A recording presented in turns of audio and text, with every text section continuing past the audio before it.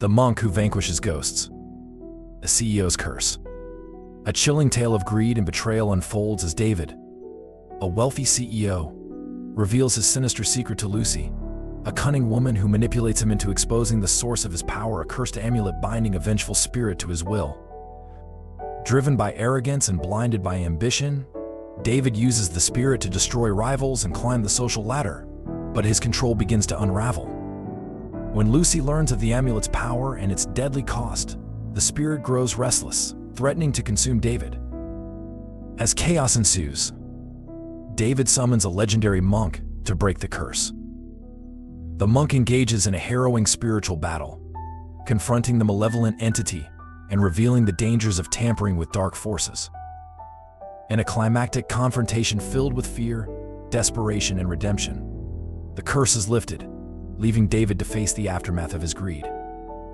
Lucy vanishes, her true intentions unknown, leaving behind a haunting reminder of the price of power. Part 1. The Setup. A dangerous obsession. The city skyline glittered like a constellation of stars outside David's penthouse office, but the man seated behind the grand mahogany desk paid it no mind. His world was within these walls, an empire built on cunning, control, and an unrelenting drive for power. Tonight, though, his carefully maintained facade was beginning to crack. Across from him sat Lucy, a woman who had haunted his ambitions and desires for over a decade. Draped in a black dress that clung to her figure like shadowy armor, Lucy seemed almost too perfect, too poised. Her legs crossed elegantly as she leaned slightly back in her chair, observing David with an expression that was equal parts amusement and curiosity. The air between them was heavy, laden with unspoken tension. 10 years. Lucy, David began, his voice low and simmering with frustration.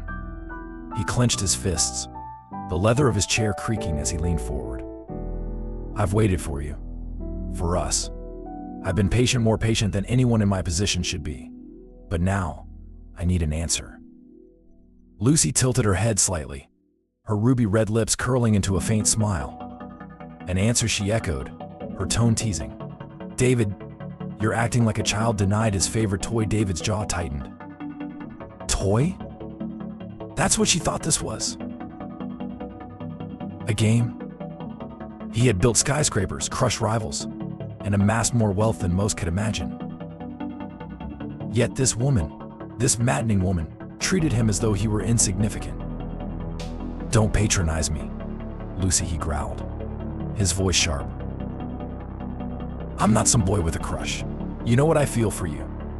You know what I've done for you. Lucy's expression didn't waver, but her eyes seemed to darken, the playful sparkle replaced by something colder. Oh, I know, David, she said softly. I know exactly what you've done. The question is, do you? Her words struck like a blade, and David recoiled slightly, though he quickly masked it with a scowl. Don't turn this around on me, he snapped. I've been nothing but honest with you, Lucy. It's you who's kept me at a distance, playing these games, making me question everything. Why? Lucy leaned forward now, resting her elbows on the desk, her gaze locking onto his. You want to know why? She murmured. Because there's something you're not telling me. Something you've been hiding. David froze, his heart skipping a beat. Her eyes flicked downward, settling on the chain around his neck. She didn't need to see the object it held, she already knew.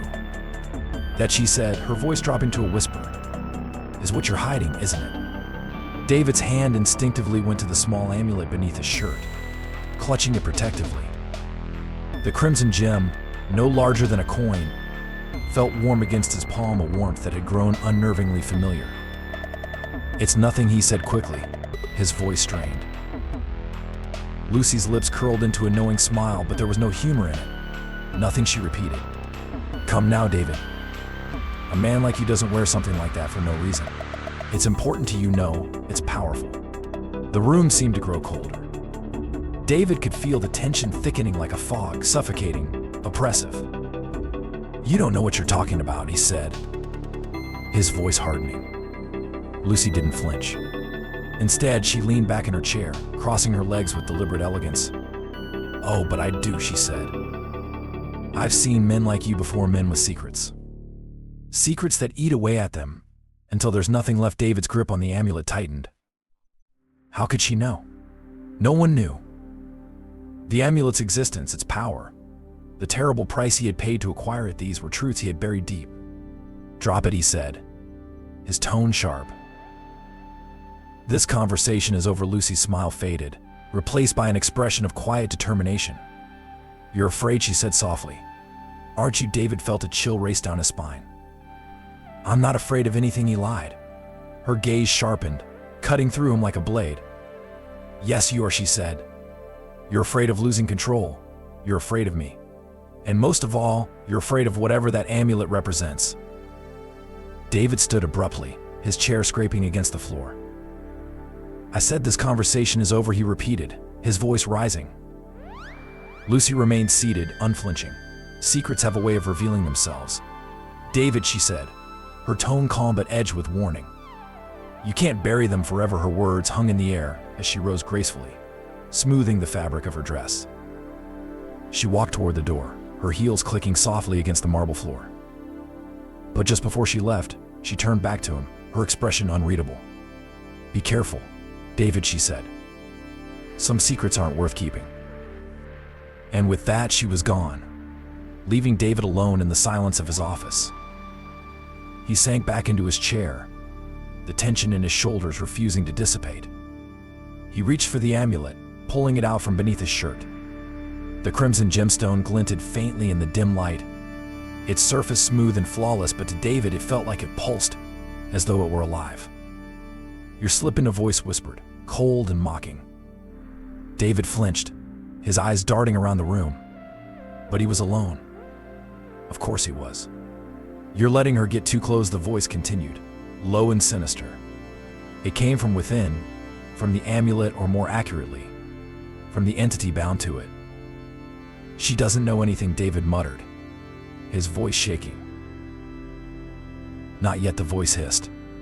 But she will. And when she does, she'll destroy you. David's chest tightened. She wouldn't she? The voice interrupted, dripping with malice. She's already questioning you, pushing you, testing you. It's only a matter of time before she finds out.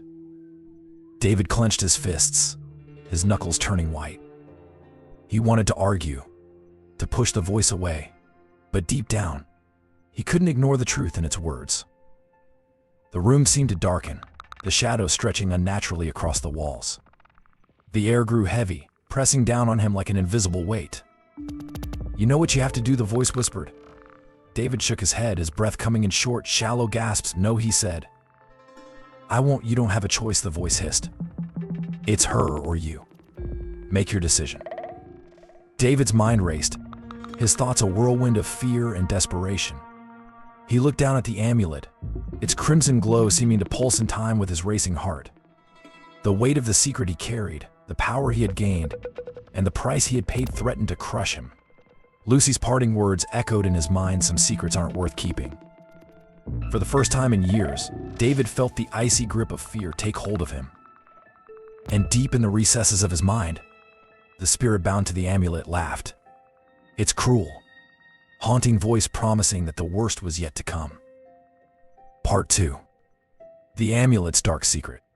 The silence in David's penthouse office was deafening, broken only by the faint ticking of the ornate clock on the wall.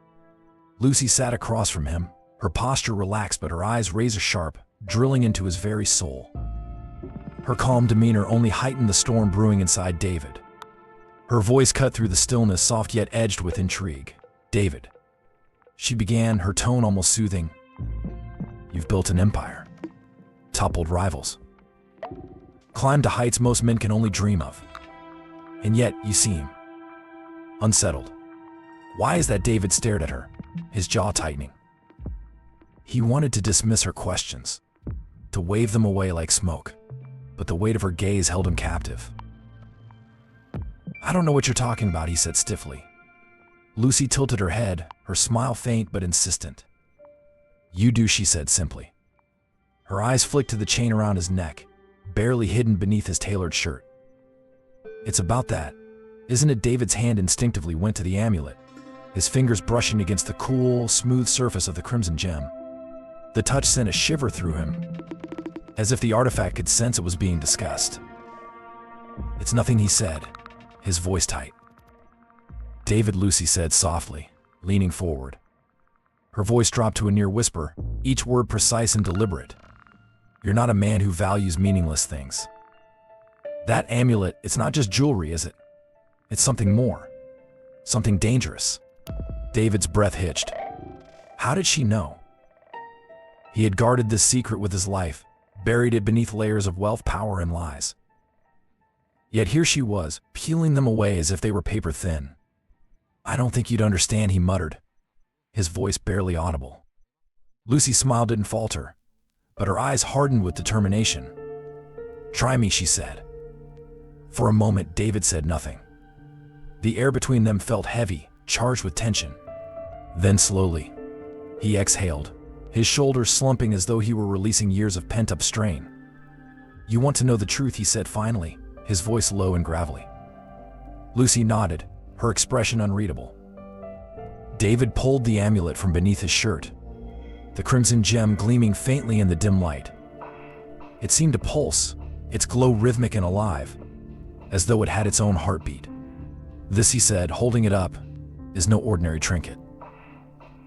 It's cursed." Lucy's eyes narrowed, her intrigue deepening. "Cursed?" David nodded, his grip tightening on the chain. "It binds me to something. Unnatural. A spirit. A vengeful one. It's been with me for years. Ever since I found this damn thing." He hesitated, his throat tightening as memories surfaced, memories he had tried to bury. "The spirit does what I command," he continued, his voice trembling slightly. "It's powerful. It's helped me destroy my rivals, crush competition, rise to the top."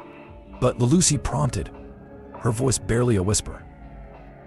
David's gaze dropped to the amulet, his face etched with something that looked almost like regret. "But it comes at a cost," he said. The room seemed to grow colder, the shadows on the walls stretching unnaturally. David swallowed hard, his voice shaking as he continued. "The spirit doesn't just obey. It feeds. On me. On my soul, my sanity. Every time I use its power, it takes a piece of me." Lucy's expression remained calm, but a flicker of unease passed through her eyes. "Why would you keep something like that?" she asked, her voice tight. David let out a bitter laugh. "Because it's addictive," he admitted. "The power, the control, it's intoxicating. And once you've tasted it, you can't let it go. It's like a drug, but worse. Because this drug whispers to you. It tells you things, promises you the world, and you believe it." The amulet pulsed faintly, as if responding to his words. "Do you hear it now?" Lucy asked, her tone laced with curiosity and a hint of fear. David hesitated, then nodded. "It's always there," he said. "A voice in my head, whispering, urging me to do things. Terrible things. And the worst part is," he trailed off, his voice breaking. "The worst part is what," Lucy pressed gently. David looked up at her, his eyes filled with a mix of fear and despair. "The worst part is that it's right. Every time I listen, every time I give in, I win. No matter how horrific the act, it always works. That's why I can't let it go. Because without it, I'm nothing." Lucy stared at him, her expression unreadable. For a moment, neither of them spoke. Then she broke the silence. "Do you regret it?" she asked. David's laugh was hollow, devoid of humor. "Regret? Of course I regret it. But regret doesn't change anything. I made my choice and now I have to live with it." The amulet pulsed again, brighter this time, casting an eerie red glow across the room. David flinched, clutching it tightly. "It doesn't like you knowing this," he said, his voice trembling. Lucy's gaze flicked to the amulet, her lips pressing into a thin line. "Why are you telling me all of this now?" she asked. David hesitated, his mind racing. Why was he telling her? She had cornered him, yes, but he could have deflected, denied, lied. Instead, he had laid his darkest secret bare. "Because you asked," he said finally, his voice weak. Lucy leaned back in her chair, her expression thoughtful. "This spirit," she said after a moment. "Is it dangerous?" David nodded. "Very," he said. "If I lose control of it, if the amulet is broken or taken." He shuddered, unable to finish the sentence. Lucy's gaze hardened. "David," she said, her voice firm, "you need to get rid of it." "I can't," he said immediately, his voice desperate. "Don't you understand? It's a part of me now. If I try to break the bond, it'll kill me." Or worse. Lucy stared at him, her eyes filled with a mixture of pity and resolve. "Then you're already dead," she said softly. Her words hit him like a physical blow, leaving him breathless. The amulet pulsed again, its glow casting sinister shadows across the room. "I don't expect you to understand," he said finally, his voice hollow. Lucy's expression didn't change, but her eyes softened slightly. "Maybe I don't," she said. "But I know this no power is worth losing yourself over. And from where I'm sitting, you're already halfway gone." David said nothing, his gaze fixed on the amulet. The room was silent again, but in his mind, the spirit's voice whispered relentlessly, its words dripping with malice and temptation. As Lucy rose to leave, her movement slow and deliberate, she paused at the door. "Be careful, David," she said without turning around. "Secrets like this have a way of destroying everything." And then she was gone, leaving David alone with his cursed artifact in the growing darkness that seemed to consume him a little more with each passing moment. Part 3. Lucy's manipulation. The air in the room felt heavier than before, thick with unspoken words and the tension of secrets laid bare. David leaned back in his chair, his hand still clutching the amulet beneath his shirt, as if it were the only anchor keeping him tethered to reality. Across the desk, Lucy sat poised, her expression calm but her eyes sharp and probing. She leaned forward slightly, her movements deliberate, her gaze fixed intently on him. So she began, her voice soft but laced with curiosity. "This amulet, this spirit, it's your secret weapon, isn't it?" David frowned, his jaw tightening. "It's not a weapon," he said gruffly. "It's a tool. A necessity." Lucy tilted her head, her lips curving into a faint, enigmatic smile. "A necessity," she repeated. "That's an interesting way of putting it. But tools, David, are only useful as long as they work. What happens when this one doesn't?" David's frown deepened. "What are you trying to say?" Lucy shrugged lightly, her tone feigning nonchalance. "Just that nothing lasts forever. Not even power. Especially not power that comes from something unnatural." The room seemed to grow colder, the faint hum of the city outside muffled as if by an invisible force. David shifted uncomfortably in his chair, his fingers instinctively tightening around the chain of the amulet. "You don't know what you're talking about," he said, his voice harsher than he intended. "Don't I?" Lucy asked, her voice dropping to a near whisper. Her gaze bore into him, unrelenting. "You said it yourself. This spirit, this entity, you've bound yourself to it, obeys you. For now. But what if that changes? What if it decides it doesn't want to play along anymore?" David's stomach churned, but he kept his expression neutral. "It doesn't work like that," he said firmly. "Are you sure?" Lucy pressed, her voice laced with doubt. "After all, you said it feeds on you. On your soul, your sanity. That doesn't sound like a very stable arrangement to me." David glared at her, his temper flaring. "You don't understand," he snapped. "The amulet binds it. As long as I have it, I'm in control." Lucy raised an eyebrow, her expression unreadable. "And if the amulet breaks?" she asked softly. The question hung in the air like a blade poised to strike. David's breath hitched, his grip on the amulet tightening until his knuckles turned white. "It won't," he said, his voice low and defensive. "But if it does?" Lucy pressed, her tone insistent now. "David, you're relying on something fragile, something that could shatter in an instant. What happens then? What happens to you?" David's chest tightened, his heart pounding in his ears. He wanted to dismiss her words, to tell her she was wrong, but the doubts she had planted in his mind were already taking root. "It won't break," he repeated, more to himself than to her. Lucy leaned back in her chair, her movement slow and deliberate, her expression calm but calculating. "You're sure about that?" she said, her tone almost teasing. "Because it sounds like a pretty big risk to me." David shot her a glare, his anger bubbling to the surface. "You don't know anything about this," he said through gritted teeth. "Maybe not," Lucy conceded, her tone disarmingly gentle. "But I know people. I know how power works. It has a way of slipping through your fingers the moment you think you've got it under control." Her words struck a nerve, and David's fists clenched at his sides. "I've been in control for years," he said, his voice cold. "I know what I'm doing." "Do you?" Lucy asked, her gaze piercing. "Because from where I'm sitting, it looks like you're clinging to that amulet like a lifeline. Like you're terrified of what might happen if you lose it." David's stomach churned, and for a moment he couldn't find the words to respond. The truth in her statement was like a knife twisting in his gut. "I'm not terrified," he said finally, though the tremor in his voice betrayed him. Lucy leaned forward again, her voice soft but insistent. "David, listen to me," she said. "I'm not trying to attack you. I'm trying to help you. Whatever this thing is, it's not sustainable.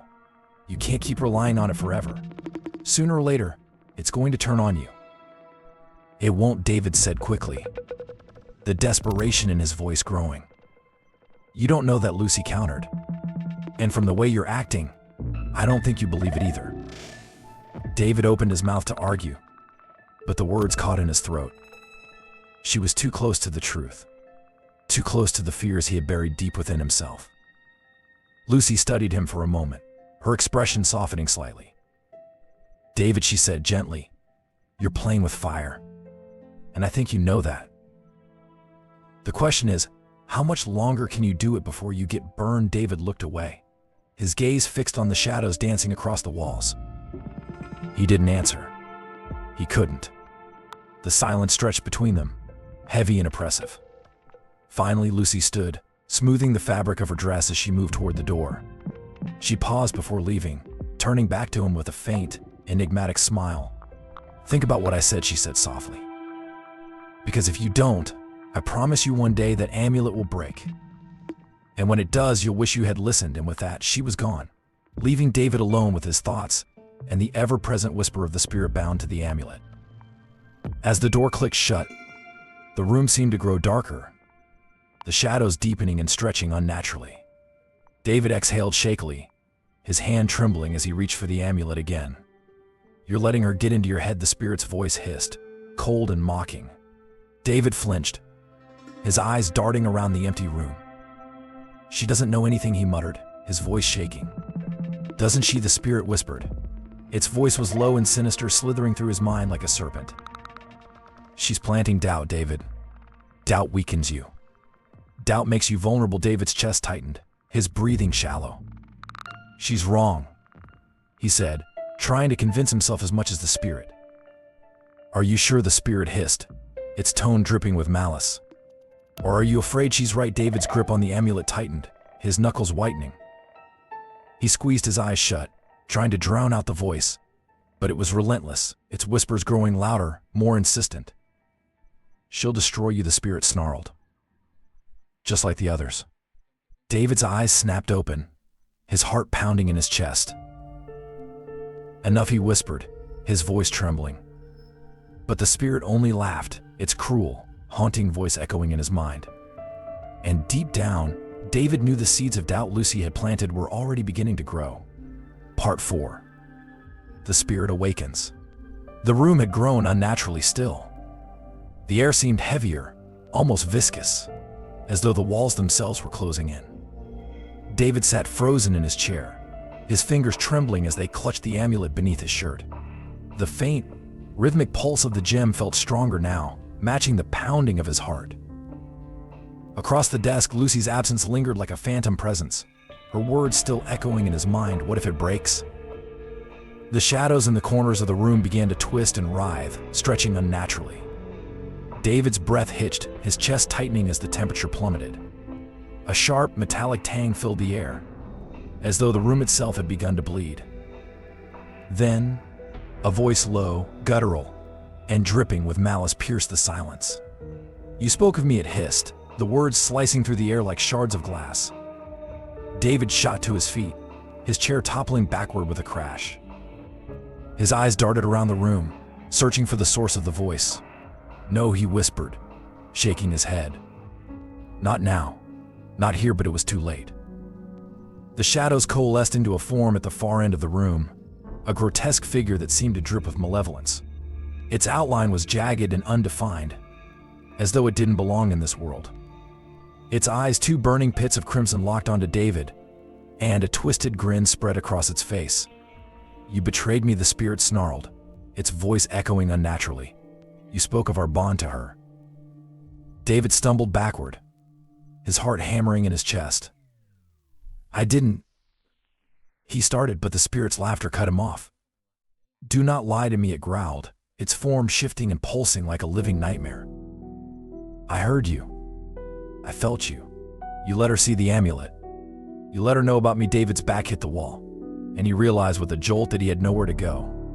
His fingers tightened around the amulet, the gem now burning hot against his skin. "She doesn't know anything," he said, his voice trembling. "I didn't tell her about you. Not everything." The spirit's laughter grew louder, more menacing. It stepped closer, its movements unnatural, as though it were sliding rather than walking. "And yet, she knows enough," it said, its grin widening. "Enough to question you. Enough to plant doubt in your feeble mind." David forced himself to stand taller, his jaw clenching. "I am in control," he said firmly, though the tremor in his voice betrayed him. "You obey me. That's how this works." The spirit paused, tilting its head as though considering his words. Then it laughed again, a sound so cold and hollow it sent a shiver down David's spine. "Control," it sneered, its voice dripping with disdain. "You think you have control over me?" David swallowed hard, his throat dry. "I have the amulet," he said, lifting it from beneath his shirt. The crimson gem glowed faintly, casting eerie shadows across the room. "As long as I hold this, you are bound to me." The spirit's laughter stopped abruptly, and its expression darkened. The air around it seemed to vibrate with rage. "Foolish mortal," it hissed. "You think the trinket gives you power over me? It is I who allow you to wield it. Without me, you are nothing." David's grip on the amulet tightened, the heat of the gem searing his palm. "That's not true," he said, his voice shaking. "You need me. Without me, you'd be trapped." Powerless, the spirit stepped closer, its form towering over him. The crimson glow of its eyes burned brighter, and its twisted grin returned. "Perhaps," it said, its tone mocking. "But you are weak, David. And you are growing weaker. Your doubts, your fears, they make you vulnerable. And vulnerability is delicious." David's breath came in shallow gasps as the spirit's words wrapped around him like a noose. He could feel its presence pressing against him, suffocating, consuming. "I am not weak," he said, though his voice was barely above a whisper. "I control you." The spirit's grin widened, its jagged teeth glinting in the dim light. "Then prove it," it said, its voice a taunting whisper. "Command me, O Master. Show me your strength." David hesitated, his mind racing. He needed to regain control, to reassert his dominance. But the spirit's presence was overwhelming, its energy seeping into his very being. "Do it," the spirit hissed, leaning closer. "Or admit the truth that you are nothing without me." David's eyes narrowed, his grip on the amulet tightening until his knuckles turned white.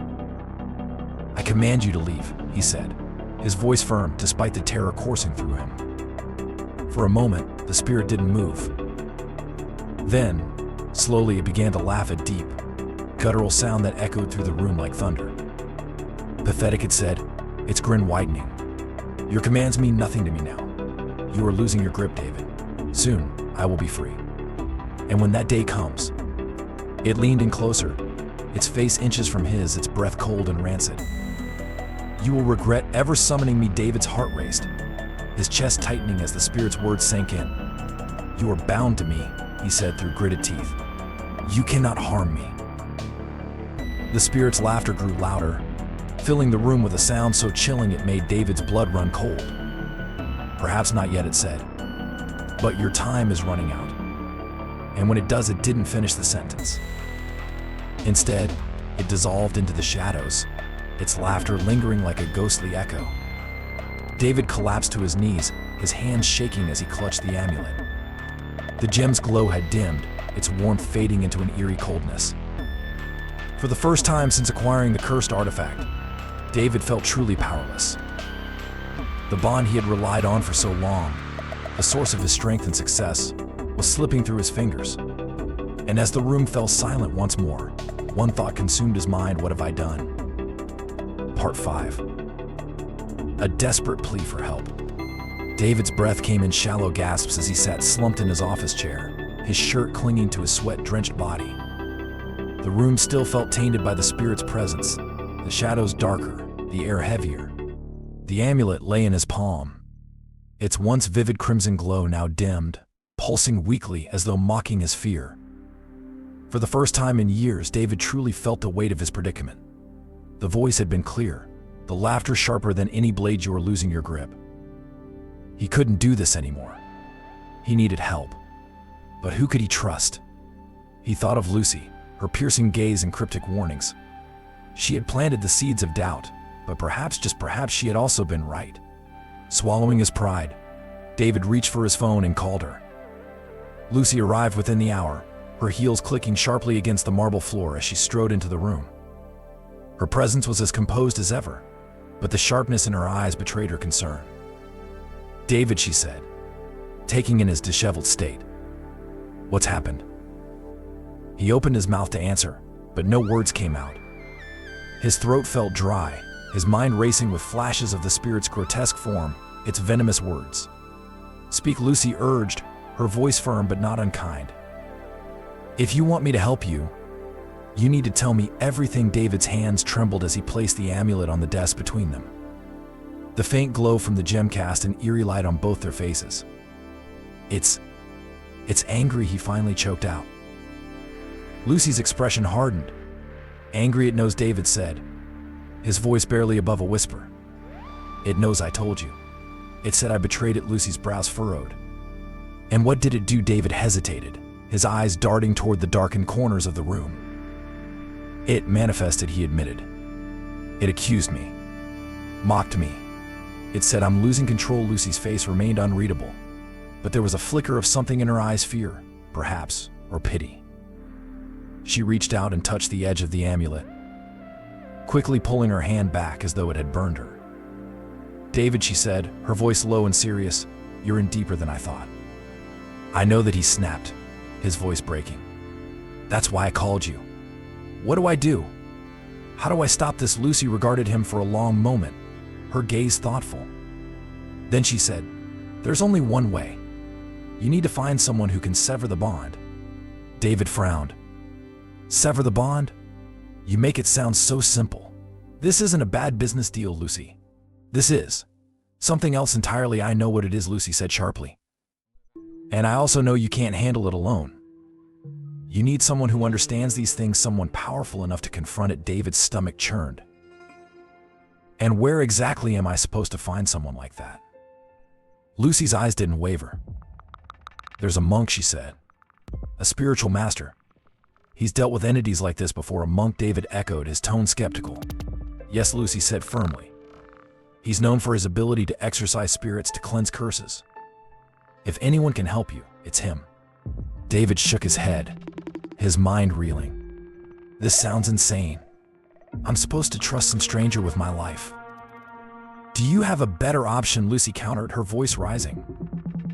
"Because from where I'm standing, you're running out of time. That thing isn't going to wait for you to make up your mind, David. It's already started to unravel your control." David looked down at the amulet, its weak glow a stark contrast to the power it once exuded. He felt the spirit's presence even now, a malevolent whisper in the back of his mind, urging him to dismiss Lucy's advice, to keep the bond intact. But he couldn't. Not anymore. "Fine," he said, his voice shaking. "Tell me where to find him." The monk lived in a secluded temple on the outskirts of the city, nestled among towering pines and jagged cliffs. The journey there was a blur for David, his mind consumed by visions of the spirit, its laughter, its threats. By the time he arrived, the sun had dipped below the horizon, casting the temple in shadow. The air was thick with the scent of incense and pine, a stark contrast to the oppressive energy that seemed to cling to David like a second skin. An elderly monk greeted him at the entrance, his eyes calm but piercing. "You are troubled," the monk said simply. David nodded, unable to find the words to respond. The monk gestured for him to follow, leading him into a dimly lit chamber adorned with golden statues and flickering candles. In the center of the room was a low table, its surface bare, except for a single brass bowl filled with water. "Show me," the monk said, his voice steady. David hesitated, his hand hovering over the amulet. The gem seemed to pulse faster, as if sensing the impending confrontation. Finally, he pulled it free and placed it on the table. The monk's expression didn't change, but his eyes darkened as he studied the artifact. "This is no ordinary curse," he said after a long moment. "I know that," David said, his voice brittle. "That's why I'm here. Can you break it?" The monk looked up at him, his gaze unwavering. "Breaking the bond is possible," he said, "but it will not be easy. Nor will it be without cost." David swallowed hard. "What kind of cost?" "The spirit will not leave willingly," the monk said. "It is bound to you, but it feeds on your fear, your doubt. To sever the bond, you must confront it. You must face the darkness within yourself." David's chest tightened. "And if I don't?" The monk's gaze grew grave. "Then it will consume you." David sat cross-legged on the cold stone floor, the amulet resting on the table before him. The monk knelt opposite him, his hands clasped in prayer, as he chanted softly, the words foreign yet resonant. The candles around them flickered violently, their flames bending as though pushed by an invisible force. The air grew colder, the shadows in the room deepening. David's breath came in shallow gasps, his eyes darting around the chamber. Then, with a sudden, bone-chilling roar, the spirit manifested. Its grotesque form loomed above them, its crimson eyes burning with fury. "You dare!" it snarled, its voice shaking the very walls. "You think you can sever our bond?" David's heart pounded, his body frozen with fear. "Focus," the monk said sharply, his voice cutting through the spirit's taunts. "Do not let it overpower you." The spirit's laughter echoed through the chamber, cold and hollow. "You cannot escape me," David had hissed. "You need me. Without me, you are nothing." David clenched his fists, his teeth gritting as the spirit's words tore at him. "Do not listen," the monk said firmly. "Its power comes from your fear. Let go of it." The spirit lunged, its twisted form wrapping around David like a suffocating shroud. He gasped, his vision blurring as the room seemed to spin. "You will regret this," the spirit hissed, its voice a venomous whisper. David's mind raced, memories of his life flashing before him as triumphs, his betrayals, the emptiness that had driven him to seek the amulet's power in the first place. And then, a thought broke through the chaos. "I don't need this. I never did." With a surge of determination, David grabbed the amulet, its surface burning against his palm. "I release you," he said, his voice shaking but resolute. The spirit howled, its form writhing and contorting as the monk's chants grew louder, filling the chamber with a golden light. The bond shattered. The spirit dissolved into the shadows, its screams fading into silence. David collapsed to the floor, his body trembling as the room grew still. The monk placed a hand on his shoulder, his touch steadying. "It is done," the monk said quietly. David looked up at him, his eyes filled with a mixture of relief and grief. "Thank you," he whispered, tears streaming down his face. The amulet lay broken on the table, its once vivid glow extinguished. David stared at it, feeling the weight of its absence and the freedom it brought. For the first time in years, he could breathe. Part 6. The monk arrives. David sat in his office, his body taut with fear. The room felt darker than usual, the air thick and oppressive. The amulet lay on the desk in front of him, its faint crimson glow pulsing irregularly. It seemed alive, mocking him, daring him to confront the truth of what he had summoned. Every flicker of its light was a reminder of the spirit's power and his precarious position. The elevator chimed, breaking the suffocating silence. David stood abruptly, wiping his clammy hands on his trousers. Moments later, the monk entered the room. Dressed in simple robes, The monk was a man of quiet authority. His face was calm but stern, his gaze sharp as he surveyed the room. His presence was grounding, yet his expression betrayed the gravity of what he sensed. "This place is steeped in darkness," the monk said, his voice firm and steady. David swallowed hard. "You can feel it." The monk gave a slight nod, his eyes locking onto the amulet. "Its energy is strong, malignant. You have been marked by it for years. It clings to you like a shadow." David shuddered. Hearing his plight spoken aloud made it feel more real, more terrifying. "Can you help me?" he asked, his voice trembling. The monk stepped closer to the desk, studying the amulet intently. "The spirit bound to this artifact is ancient and powerful," he said. "Breaking the bond will not be easy. The entity will resist with all its strength. But it is possible." David's chest tightened. "What do you need me to do?" The monk gestured to the amulet. "Place it on the ground," he instructed. David hesitated. His fingers hovered over the amulet, the warmth of its glow seeming to seep into his skin. A voice, faint but insistent, whispered in the back of his mind, "Don't let him take me. Without me, you are nothing." David clenched his jaw and pushed the voice aside. With trembling hands, he picked up the amulet and placed it on the floor. The gem's glow brightened momentarily, as if sensing the challenge to its power. The monk knelt beside it, drawing a circle of golden powder around the amulet. "This is sacred ash," he explained. "It will contain the spirit during the ritual." David nodded, his throat too dry to speak. The monk closed his eyes and began to chant, his deep voice resonating in the room. The ancient words were unfamiliar to David, yet they seemed to vibrate in the very air, filling the space with a palpable energy. The golden circle began to glow faintly, its light growing stronger with each chant. Suddenly, the room shifted. The temperature dropped sharply, and the shadows in the corners of the room began to writhe and stretch. A low, guttural growl echoed, shaking the walls. Then, with a burst of darkness and smoke, the spirit manifested. Its form was grotesque, a shifting mass of shadow and sinew. Its burning crimson eyes locked onto the monk, seething with rage. "You dare!" it snarled, its voice a deep, unnatural echo that made David's blood run cold. The monk didn't flinch. He continued chanting, his voice unwavering, the golden circle's light growing brighter in defiance of the spirit. The spirit turned its gaze to David, its form pulsating with fury.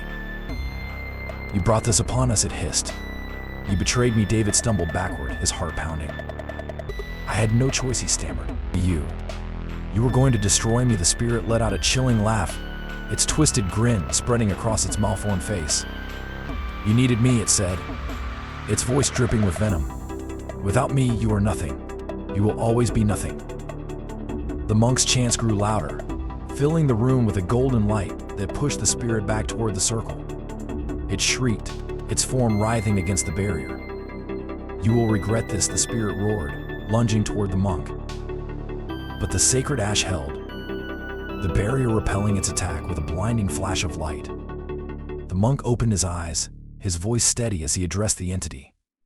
"You have no power here," he said firmly. "Your bond to this man ends now." The spirit howled, its form fracturing like shattered glass. "No," it screamed, its voice a mix of rage and desperation. "He is mine." The golden light intensified, flooding the room as the monk's chants reached a crescendo. The spirit writhed violently, its screams echoing like thunder. Then, with a final, deafening roar, the spirit shattered into a cloud of black smoke. The room fell silent, the oppressive energy lifting like a dissipating storm. David collapsed to his knees, his chest heaving as he gasped for air. The amulet lay on the floor within the golden circle, its crimson glow extinguished. It was nothing more than a lifeless relic now. The monk rose slowly, his movements deliberate. He looked down at David, his expression calm but weary. "It is done," he said. David lifted his head, tears streaming down his face. "Thank you," he whispered, his voice cracking with emotion. The monk nodded solemnly. "Be grateful, but remember this: the power you sought came at a great cost. Do not make such bargains again." David stared at the broken amulet, its lifeless form a stark reminder of the nightmare he had endured. For the first time in years, he felt free, but the weight of his choices still pressed heavily on his soul. The monk turned and left, his footsteps fading into the silence. Alone in his office, David remained on the floor, his body trembling as he tried to comprehend what had just transpired. The spirit was gone, but its shadow lingered in his mind, a haunting reminder of the price of ambition and the perils of power. Part 7. The Spiritual Battle. The room had transformed into a battleground. What was once David's opulent office, with its towering windows and sleek furnishings, now felt like a haunted ruin. Shadows writhed and twisted across the walls, clawing at the golden light emanating from the monk's ritual circle. The air was thick, crackling with energy, and every breath David took felt like inhaling smoke. The spirit loomed above the monk, its grotesque form pulsating with malevolence. Its crimson eyes burned with rage, and its jagged mouth twisted into a sinister grin. "You think your feeble chance can banish me?" the spirit snarled, its voice a bone-chilling cacophony that echoed through the room. The monk remained unmoved, his hands pressed together in prayer, his chants rising in intensity. The ancient words resonated, creating waves of golden light that rippled outward from the sacred circle. The light struck the spirit, causing it to recoil with a guttural roar. The entity lashed out, its shadowy limbs striking at the golden barrier. The force of its attack rattled the walls, shattering the glass of the floor-to-ceiling windows. A fierce wind howled into the room, scattering papers and debris. David flinched, shielding his face from the storm of glass shards. "Do something," he shouted at the monk, his voice tinged with panic. The monk did not falter. His chants grew louder, each word striking the spirit like a hammer blow. The golden light around the circle brightened, forcing the spirit to retreat momentarily. "You cannot hold me forever," the spirit roared, its form writhing and contorting. "I am bound to him. He invited me. His weakness gave me life." David felt the accusation like a knife to the chest. He stumbled backward, pressing against the far wall as the spirit turned its attention to him. It hissed, its crimson eyes narrowing. "You begged for power. You called to me. And now you think you can cast me aside, like an old toy." "I didn't know," David stammered, his voice shaking. "I didn't know what you were." The spirit's laughter was cold and hollow. "Liar," it spat. "You knew. You always knew. And you loved it." The monk's voice cut through the spirit's tirade, his chants growing so powerful they seemed to reverberate in David's very bones. The golden light expanded, enveloping the spirit and forcing it back. "You have no place here," the monk said, his voice firm and commanding. "Your bond is severed. Your hold on this man is broken. Return to the void from which you came," the spirit shrieked, its form flickering like a dying flame. "You dare," it bellowed. "You cannot banish me. I am older than your prayers, stronger than your light." It lunged at the monk, its shadowy form stretching impossibly, claws aimed to tear him apart. The golden barrier flared, catching the spirit mid-attack. It let out a deafening roar as the light seared its form, black smoke billowing from its wounds. David watched in terror as the spirit writhed and twisted, its body contorting into impossible shapes. It lashed out again, but the monk stood resolute, his chants unwavering. The golden light intensified, spreading through the room like a tidal wave. The spirit howled, its voice filled with both rage and desperation. "You cannot destroy me," it screamed. "I am eternal. I will return." The monk's voice reached a crescendo, his chants merging into a single powerful command. The golden light coalesced into a blinding beam that struck the spirit at its core. The entity convulsed violently, its form fracturing like cracked glass. "No," it screeched, its voice breaking into 1,000 echoes. "This is not the end." With one final, ear-splitting roar, the spirit exploded into a cloud of black smoke. The force of the explosion sent a shockwave through the room, extinguishing the candles and plunging everything into darkness. For a moment, there was silence, thick, oppressive silence.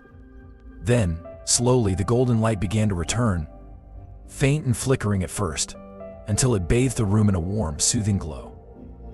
David sank to the floor, his body trembling uncontrollably. He felt as though he had run a marathon, every muscle in his body aching from the tension.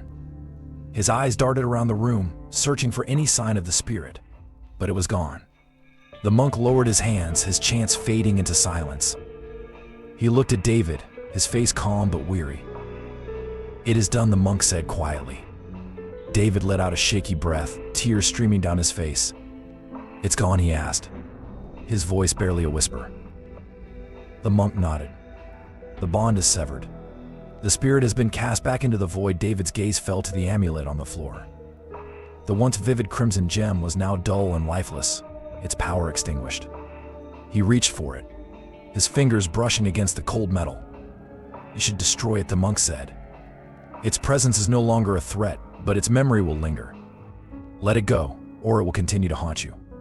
David hesitated, his fingers tightening around the amulet. It had been his source of power for so long, his shield against the world. Letting it go felt like letting go of a part of himself. But as he stared at the lifeless artifact, he realized that part of himself, the part that had sought power at any cost, was the very thing that had nearly destroyed him. With trembling hands, he set the amulet back on the ground. "Destroy it," he said, his voice thick with emotion. The monk nodded. He took a small vial from his robes and poured its contents onto the amulet. The liquid hissed as it made contact, and the amulet began to dissolve, its form disintegrating into ash. When it was gone, David felt a strange sense of relief. The air in the room felt lighter, the oppressive weight that had clung to him for years finally lifting. The monk rose to his feet, his movement slow and deliberate. He looked at David, his expression calm but firm. "You have been given a second chance," he said. "Do not waste it." David nodded, his chest tightening with a mix of gratitude and shame. "Thank you," he whispered, tears streaming down his face. The monk turned and left the room, his presence fading like a distant echo. David sat alone in the quiet, his mind racing. The spirit was gone, but the scars it had left both on his soul and on his conscience remained. He knew he had a long road ahead, one filled with rebuilding and redemption. But for the first time in years, he felt hope. And as the golden light faded from the room, David made a silent promise to himself he would never again seek power at the expense of his humanity. Part 8. The curse is broken. The room was chaos incarnate. Shadows twisted and writhed as the spirit let out a guttural roar, its grotesque form pulsating violently against the monk's golden barrier. The once pristine office now felt like a battlefield, its walls trembling under the weight of the entity's fury. The glowing circle of ash encasing the amulet pulsed with a blinding light, its intensity rising with the monk's steady chants. David, slumped against the far wall, could do nothing but watch, paralyzed by fear and exhaustion. His body trembled uncontrollably, and his gaze darted between the spirit and the monk. The air was electric, charged with an otherworldly energy that made it difficult to breathe. The spirit lunged forward, its crimson eyes blazing with rage. "You cannot defeat me," it screamed, its voice a horrifying blend of fury and desperation. "I am eternal. I am his shadow, his power. Without me, he is nothing." The monk didn't flinch. His chants grew louder, each syllable hammering the spirit like a physical blow. The golden light surrounding the circle expanded, burning brighter with every word. The spirit recoiled, its form flickering and contorting as though it were being torn apart. David felt the heat radiating from the amulet even from where he sat. The crimson gem at its center pulsated violently, its surface cracking under the strain of the monk's exorcism. The spirit turned its focus to David, its voice dripping with venom. This is your doing," it hissed. "You think you can be free of me? You chose this. You needed me." David's heart raced, guilt clawing at his chest. The spirit's words were not entirely untrue. He had sought the amulet out of desperation, willingly bound himself to its power. Now that choice had led him to the edge of destruction. "I didn't know," David whispered, his voice shaking. "I didn't know it would come to this." The spirit's laughter was cold and hollow, echoing like a death knell. "Lies," it spat. "You knew. And now you will suffer." With a deafening screech, the spirit surged toward David, its form stretching and twisting like a storm of shadow and smoke.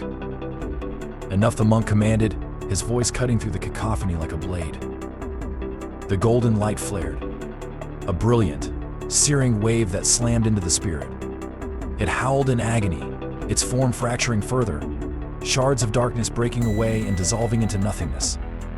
"You are bound no longer," the monk intoned, his voice resonating with unshakable authority. "Your hold on this man is broken. Return to the void from which you came," the spirit writhed, its screams reaching a fever pitch as the amulet beneath it began to crack. Thin, glowing fissures spread across its surface like veins of molten lava. The gem pulsed one final time before shattering with an ear-splitting crack. The explosion of light was blinding, illuminating the room in a brilliant, golden hue. David threw his hands over his eyes, the force of the blast knocking him to the floor. The spirit's roar dissolved into a haunting wail, fading into silence as the shards of the amulet scattered across the ground. And then, there was quiet. David lay motionless, his body trembling as he struggled to catch his breath. The oppressive weight that had hung over him for years was gone, replaced by an eerie stillness. The golden light dimmed, leaving the room bathed in faint, flickering shadows. The monk stood slowly, his hands still clasped in prayer. His breathing was labored, but his expression remained calm, resolute. He turned to David, his piercing gaze cutting through the dimness. "It is done," the monk said, his voice low but firm.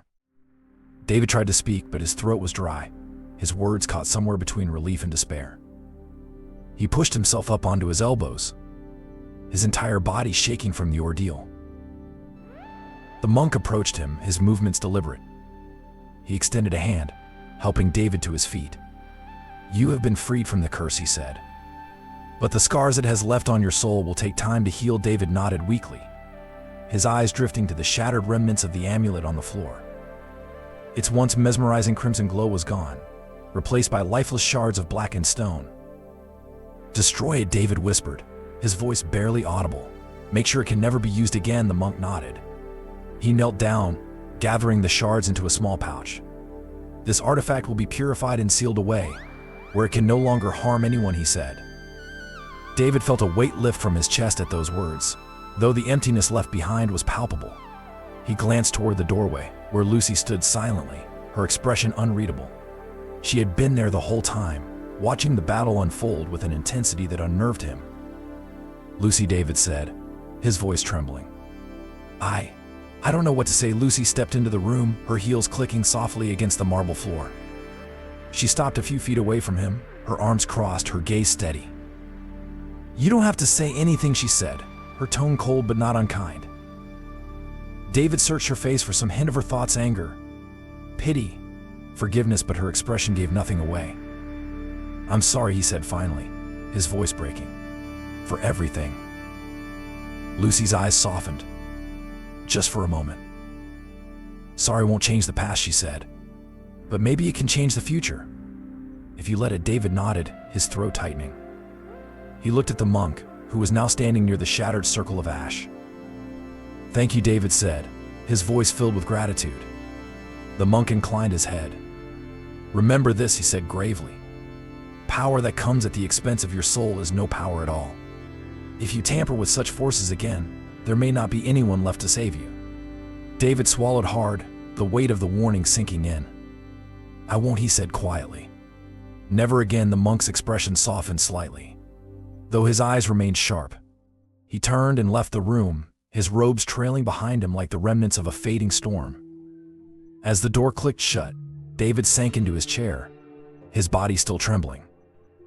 The battle was over, but the scars it left, both seen and unseen, were far from healed. Lucy lingered a moment longer, her gaze lingering on him. "You've got a second chance, David," she said finally. "Don't waste it." And with that, she was gone, leaving David alone in the dim, fractured silence of his office. He stared at the empty space where the amulet had once been, the faint scent of smoke and ash still lingering in the air. For the first time in years, he felt something he hadn't dared to hope for: freedom. But it came with a heavy price, and the path to redemption would be long. As the room settled into stillness, David closed his eyes and made a silent promise to himself he would never again seek power at the expense of his soul.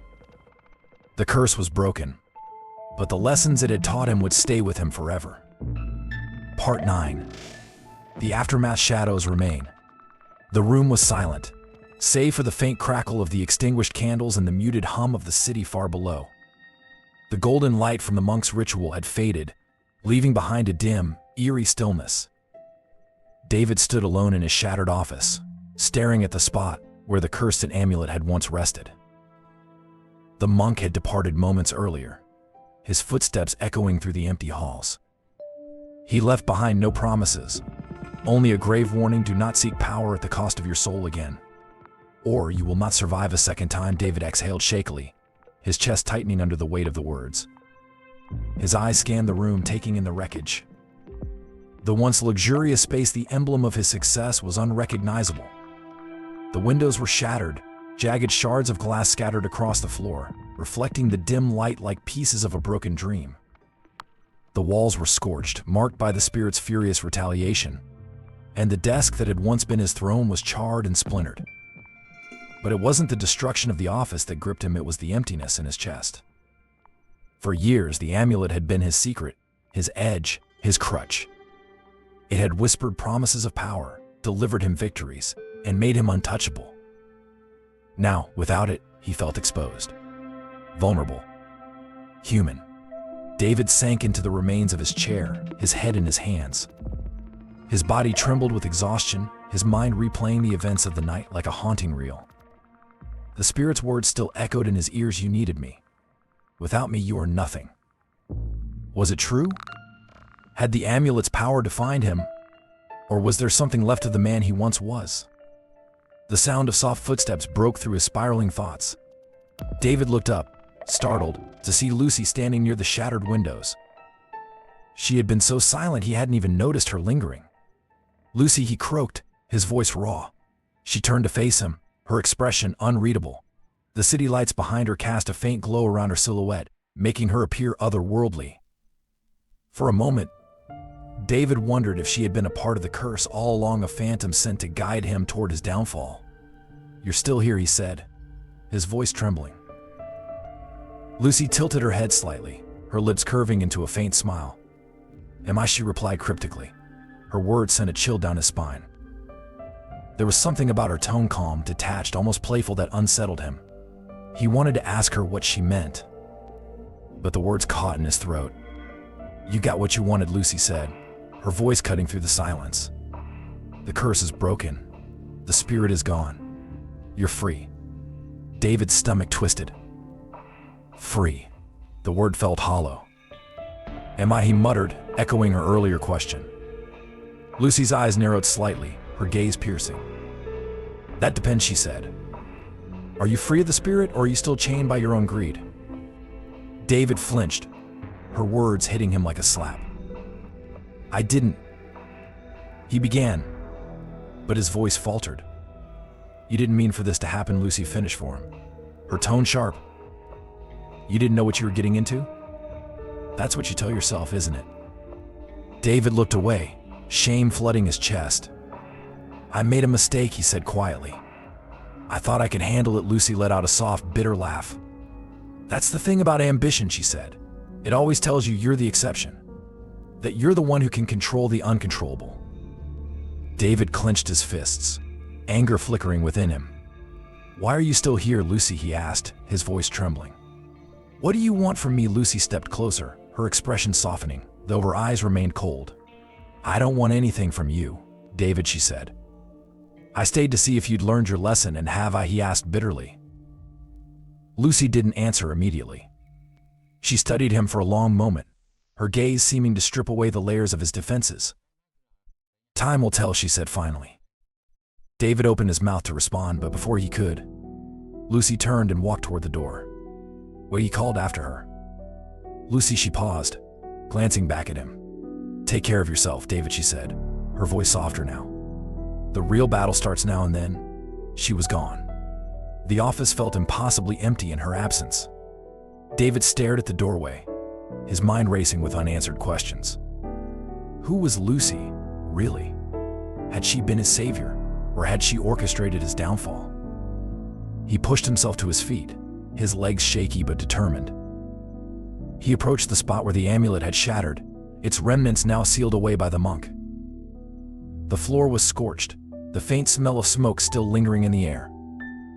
David knelt, running his hand over the blackened wood. The weight of his choices pressed heavily on his chest. He thought of the people he had hurt, the rivals he had crushed, the lines he had crossed, all in the name of power. For what? The spirit was gone, but its shadow remained. It lingered in his mind, a constant reminder of how far he had fallen. David rose slowly, his gaze drifting to the shattered windows. The city stretched out before him, vast and indifferent. For years he had viewed it as his kingdom, a realm he had conquered with cunning and ambition. Now, it felt distant, foreign, as though it no longer belonged to him. Over the following days, David retreated from the public eye. He avoided the media, canceled meetings, and ignored calls from his board of directors. The powerful CEO who had once commanded respect and fear was now a man consumed by introspection. He spent hours sitting in his ruined office, staring at the skyline, replaying the events of the curse in his mind. Each memory was a wound, raw and unhealing. But in the quiet, he began to ask himself the questions he had long avoided. Who am I without power? Without control? Without the amulet? The answers didn't come easily, but they came. Slowly, painfully, he began to confront the man he had become and the man he wanted to be. Months later, David stood in the same office, now restored to its former glory. The glass had been replaced, the walls repainted, the furniture repaired. But David knew the scars remained, even if they weren't visible. He reached into his pocket and pulled out a small, simple token, a gift from the monk before his departure. It was a carved wooden charm, inscribed with ancient symbols of protection and balance. David placed it on his desk, its presence a reminder of the ordeal he had survived and the choices he would never make again. As he stared out at the city, the sun setting in a blaze of orange and gold, he made a silent vow. He would rebuild, not with shortcuts or dark bargains, but with integrity. He would seek redemption, though he knew it wouldn't come easily. The shadows of the past would always remain, but David was determined to walk forward into the light.